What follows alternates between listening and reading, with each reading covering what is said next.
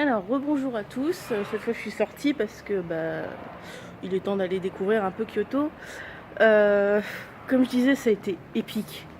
Ça a été vraiment épique d'arriver à l'hébergement. J'ai cru que j'allais pas y arriver. C'était une horreur. Le numéro de bus qui était indiqué, c'était pas le bon. En fait, il fallait prendre 2 bus. L'arrêt qui était indiqué, c'était pas le bon non plus. Enfin, c'était le bon, mais c'était pas la bonne appellation.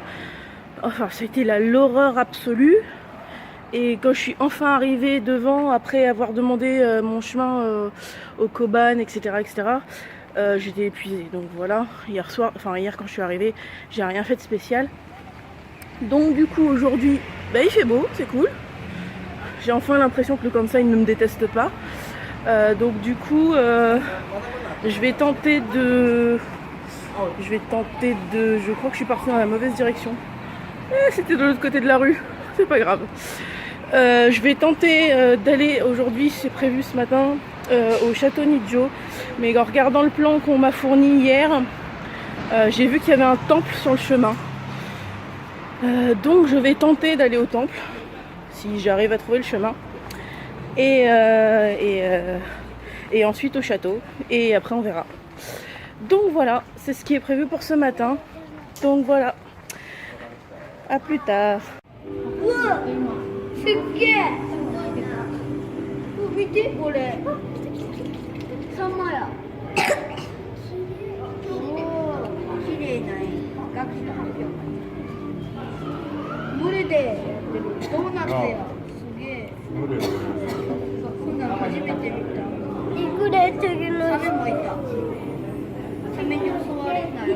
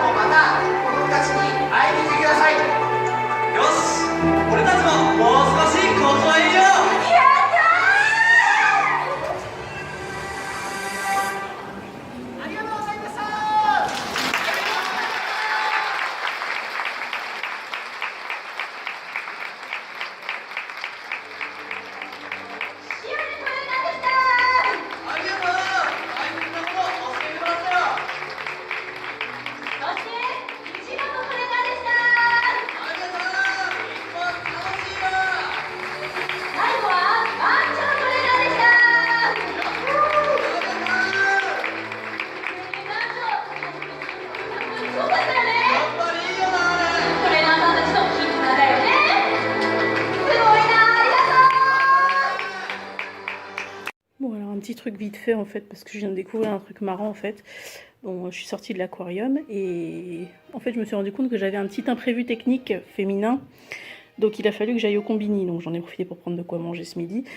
Et le truc marrant c'est que ils mettent ça dans un sachet en papier pour, je sais pas, parce que c'est honteux peut-être, je sais pas. Donc voilà. Et du coup bah, je vais tester plein de trucs ce midi. Je vais tester surtout le fameux hamburger japonais qui en fait est un steak avec de la sauce dessus. Je sais pas ce que ça va donner, on va voir. Donc voilà, en fait c'était surtout l'anecdote de plan achat, hein, des serviettes hygiéniques qui sont emballées dans un sachet en papier, je sais pas pourquoi.